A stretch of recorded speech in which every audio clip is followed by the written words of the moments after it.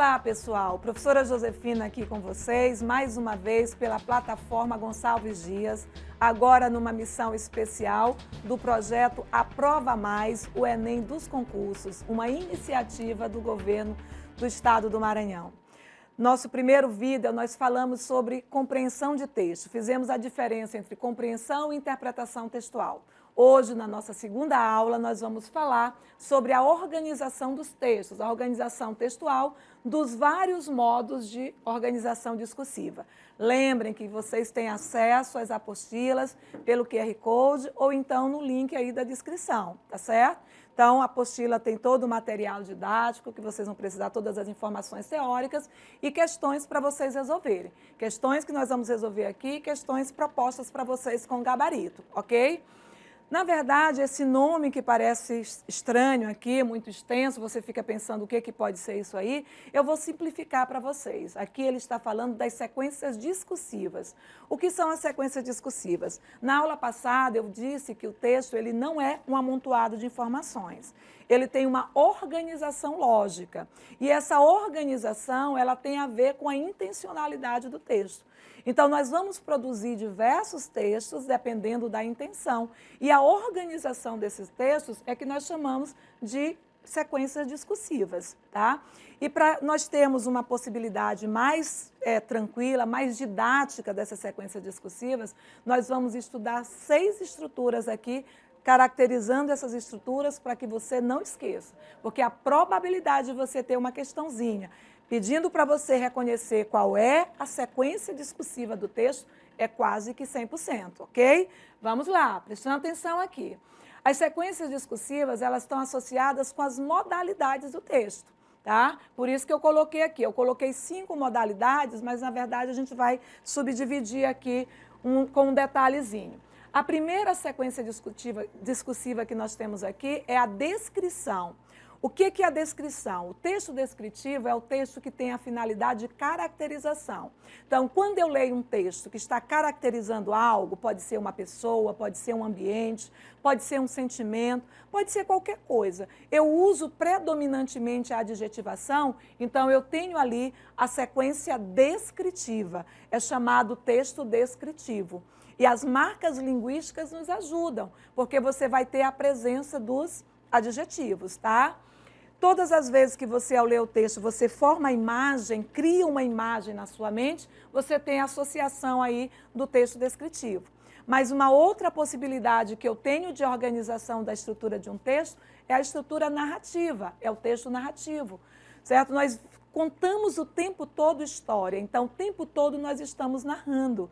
Talvez seja uma das estruturas mais frequentes na nossa sociedade.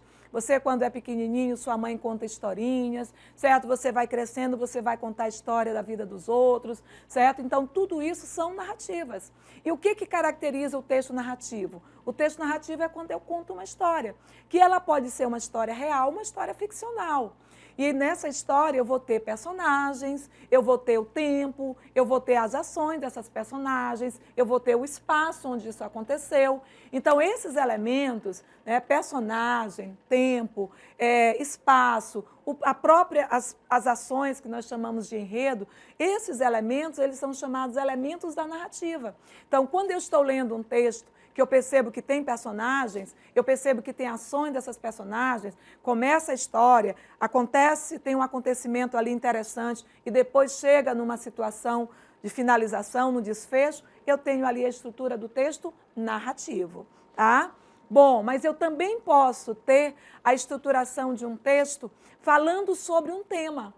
Eu tenho o texto falando sobre o problema da crise hídrica no Brasil.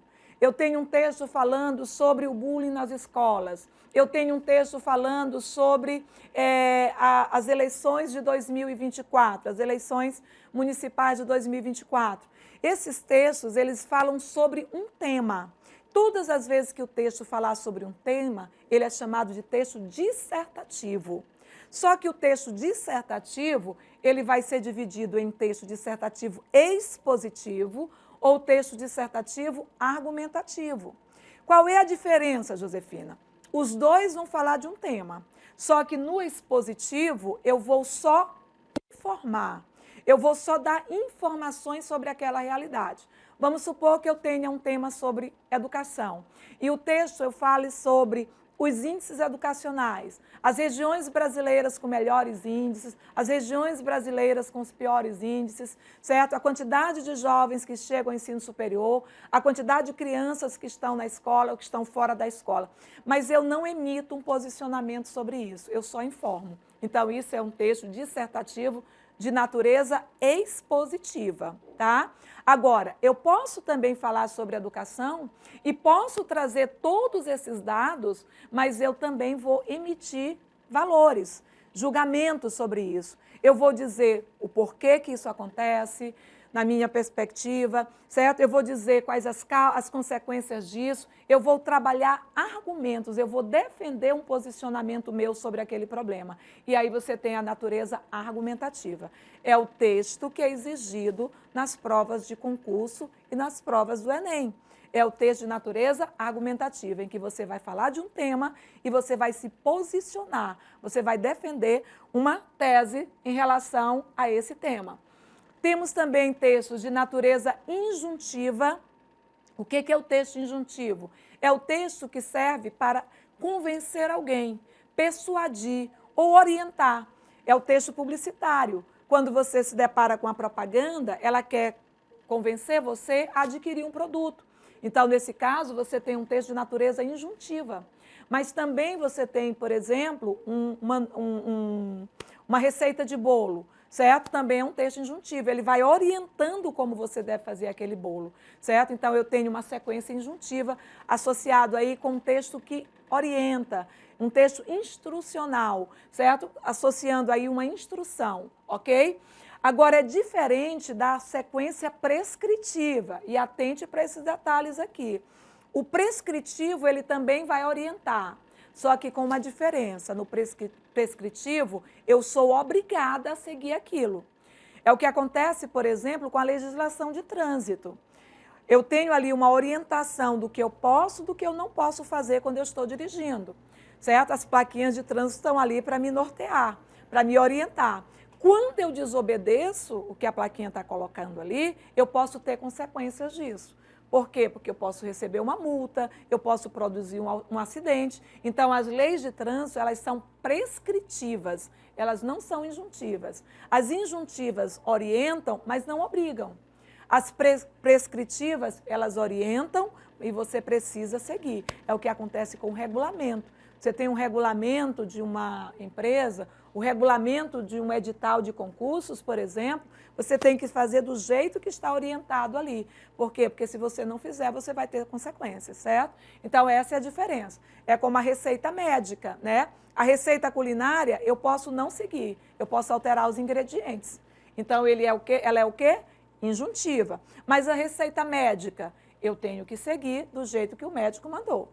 Não tem lá a bula de remédio dizendo que se eu tomo 12 em 12 horas, eu vou ficar bom. Eu digo, bom, se 12 em 12 horas vai funcionar, se eu tomar de 2 em 2 horas faz efeito mais rápido, eu não posso fazer isso, certo? Então, é natureza prescritiva. É importante atentar aí, tá? E aí nós vamos brincar com algumas questõezinhas aqui e vamos iniciar pela banca que vai elaborar a prova de vocês, certo? Deixa eu dizer novamente aqui, a banca, pelo comportamento na elaboração de concursos, ela tende a trabalhar com textos um pouquinho extensos, certo? Então, a gente precisa ter familiaridade com a leitura de textos um pouquinho maiores, tá bom? Vamos seguir aqui na leitura. Ele coloca aqui, ó, lixo nos mares. Os oceanos sofrem os efeitos das atividades humanas há milênios. Dejetos e resíduos orgânicos e inorgânicos gerados por essas atividades são levados para o mar por ventos, chuvas e rios, ou despejados diretamente ali. Os oceanos suportam toda essa sobrecarga? A resposta vem das análises que constatam sérios danos aos ecossistemas oceânicos. O lixo marinho, portanto, já é um grave problema ambiental. O lixo de origem humana que entra no mar está presente nas imagens, hoje comuns, de animais emaranhados em materiais de todo tipo, ou que ingeriram ou sufocaram com diferentes itens. Também é conhecida a imensa mancha de lixo que se acumula no chamado giro do Oceano Pacífico Norte. Os giros existentes em todos os oceanos são áreas em torno das quais se colocam em torno das quais se deslocam as correntes marinhas. São zonas centrais desses giros. Aliás, nas zonas centrais desses giros, as correntes têm baixa intensidade e quase não há vento. Os resíduos que chegam ali ficam retidos e se acumulam, gerando enormes lixões oceânicos. Detritos orgânicos, vegetais, animais, fezes e restos de alimentos não são considerados lixo marinho, porque, em geral, se decompõem rapidamente e se tornam nutrientes e alimentos para outros organismos. As fontes do lixo oceânico são comumente classificadas como marinhas, descartes por embarcações e plataformas de petróleo e gás, e terrestres, depósitos e descartes incorretos feitos em terra e levados para os rios pelas chuvas e daí para o mar, onde também chegam carregados pelos ventos e até pelo gelo. Apesar do sensacionalismo em torno desse tema, o estudo do lixo marinho tem bases científicas e envolve em todo o mundo cada vez mais pesquisadores e tomadores de decisão, todos engajados na luta pela diminuição desse problema social e ambiental. Os impactos ligados à presença do lixo no mar começaram a ser observados a partir da década de 1950, mas somente em 1975 foi definido o termo lixo marinho, hoje consagrado. Essa definição da Academia Nacional de Ciências dos Estados Unidos diz que é lixo marinho todo material sólido de origem humana descartado nos oceanos ou que os atinge por rios, córregos, esgotos e descargas domésticas e industriais. É longo, né? O número de publicações mundiais, científicas e não científicas sobre lixo marinho começou a aumentar a partir da década de 1980. Esse aumento se deve a 3 processos. A contínua e crescente substituição em vários tipos de utensílios de materiais naturais pelos sintéticos. Estes, como o plástico, resistem por mais tempo à degradação no ambiente marinho e tendem a se acumular. 2. O baixo custo dos materiais sintéticos, que não incentiva a sua reciclagem e favorece o descarte no ambiente. E 3. O aumento na zona costeira do número de habitantes e embarcações que podem contribuir para o descarte do lixo no ambiente marinho. Mas como evitar que o lixo nosso de cada dia chegue ao mar? E como retirar o que já está lá? É nesse ponto que a conservação marinha e a gestão de resíduos sólidos se encontram e se complementam. Em 2013, realizou-se no Brasil a 4ª Conferência Nacional de Meio Ambiente, que formalizou 60 propostas sobre o meio ambiente. Duas focaram o lixo marinho. A primeira está ligada... Duas focam, o lixo marinho. A primeira está ligada à redução de impactos ambientais e a segunda é ligada à educação ambiental, com campanhas educativas de sensibilização sobre as consequências da disposição incorreta do lixo, com ênfase no ambiente marinho e nos danos causados à população humana. Amém? Amém. Vamos lá. Um texto longo, mas é um texto que a banca costuma cobrar. Mas não é um texto difícil, não é um texto complicado de entendimento, certo? Percebam que é uma estrutura que traz um tema. Então, por trazer um tema, que é a questão do lixo marinho, ele é um texto dissertativo, ele é uma sequência dissertativa, e ele é uma sequência dissertativa argumentativa, não expositiva. Apesar de trazer muitos dados, muitas informações, mas ele traz posicionamentos, ele traz juízos de valores, Ele mostra o porquê que isso acontece. Então, você tem a natureza predominantemente argumentativa, tá? Mas o que a questão vai nos pedir? A primeira questão diz assim: o texto pode ser dividido, olha como ele está falando da estrutura do texto. O texto pode ser dividido em 2 grandes partes. Na primeira parte, apresenta-se a explicação sobre as características do lixo marinho. Ele faz isso nos primeiros parágrafos. Na segunda parte, a partir do 4º parágrafo, apresentam-se. Aí, você tendo, né, o material em mãos, facilita. Basicamente, até o 3º parágrafo, 4º parágrafo, ele está falando sobre o tipo de lixo marinho.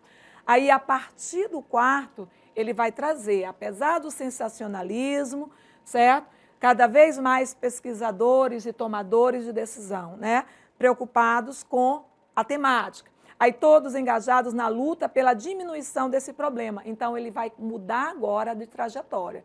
Ele não está mais caracterizando, ele agora vai falar sobre possíveis ações que possam amenizar essa realidade. Os impactos ligados à presença do lixo, certo? Já foi discussão, já desde a década de 1950, aí ele vai falando sobre a questão das publicações mundiais e científicas sobre o tema. Então, a segunda parte, ele traz um enfoque diferente, não mais a caracterização, mas possíveis ações que poderiam amenizar essa realidade. E é isso que ele está pedindo para você reconhecer. Então, ele diz assim, ó, na segunda parte, a partir do 4º parágrafo, apresentam-se campanha de educação ambiental nas escolas. Isso aqui é uma extrapolação, porque ele até coloca a questão das campanhas, mas ele não traz a situação focada nas escolas somente. Ele diz que a questão da campanha de conscientização, não necessariamente nas escolas. Então, extrapola, porque essa ideia não está no texto. Letra B, comparações com outros países sobre ações legais. Ele traz a questão dos outros países dentro da preocupação em relação a esses aspectos, mas ele não está trazendo somente com essas situações. Vamos lá. Fenômenos da natureza provocados por essa poluição, ele traz situações em relação à questão do prejuízo que isso produz nos mares, né? Que ele traz até a questão dos animais, mas ele não está associando diretamente a esses aspectos dos fenômenos da natureza. Ele está muito mais na ação antrópica, a ação do homem nesse processo de poluição, do que na questão dos fenômenos naturais. Iniciativas de estudos e redução dos impactos ambientais, foi basicamente isso que nós vimos. Vamos reservar aqui a letra D, porque ele vai falar sobre isso, ele vai falar quando começa essa preocupação, na década de 1950, dos estudos, certo? Dos ambientalistas preocupados com isso, certo? De algumas ações que poderiam ser feitas, então é possível. E vamos eliminar a letra E. Leis criadas para reduzir o impacto no meio ambiente, ele sugere a legislação, mas ele não coloca todo o restante do texto focando só na questão da legislação. A legislação é um dos pontos. Se eu marcar a letra E, eu caio naquela redução, porque ele traz um ponto, mas isso não é a ideia central da segunda parte do texto. A ideia central da segunda parte do texto está focado na letra D de dado. Iniciativas de estudo e redução dos impactos ambientais. Aí temos aqui na questão 2, ainda do mesmo texto, o trecho que apresenta uma descrição das fontes terrestres do texto do lixo marinho é: os oceanos suportam toda essa carga? A resposta vem das análises que constatam sérios danos aos ecossistemas oceânicos. Observe um detalhe, aqui ele não está descrevendo. Lembram que eu disse para vocês que a descrição ela tem a ver com a imagem, com a adjetivação? Aqui ele faz um questionamento e já dá a resposta, mas não tem a natureza descritiva predominante. O lixo de origem humana que entra no mar está presente nas imagens, hoje comuns de animais emaranhados em materiais de todo tipo e sugerem que ingeriram ou sufocaram com diferentes itens. Percebam que aqui ele está associando a questão do lixo de natureza humana. Ele não está associando aqui a descrição das fontes terrestres do lixo marinho, tá? Aqui ele está mostrando a referência aí da associação do lixo. Letra C. Também é conhecida a imensa mancha de lixo que se acumula no chamado giro do Oceano Pacífico Norte. Os giros existentes são, em todos os oceanos, são áreas em torno dos quais se deslocam as correntes marinhas. Aqui ele está só situando, ele não está fazendo a descrição, certo? Letra D. Detritos orgânicos, vegetais, animais, fezes e restos de alimentos não são considerados lixo marinho, certo? porque em geral se decompõem rapidamente e se tornam nutrientes e alimentos para outros organismos, certo? Aqui ele está só informando, ele não está descrevendo. Aí temos depósitos e descartes incorretos feitos em terras e levados para os rios pelas chuvas e daí para o mar, onde também chegam carregados pelo vento e até pelo gelo. Nesse parágrafo 3, ele cria uma imagem, certo? Depósitos e descartes incorretos feitos em terra e levados pelos rios, pelas chuvas, para os rios, pelas chuvas e daí para o mar. É como se você estivesse visualizando esse deslocamento desse lixo. Aqui nós temos uma estrutura descritiva, certo? Então, o parágrafo 3, ele traz a descrição desse lixo. Então, a opção correta aqui, letra E, ok?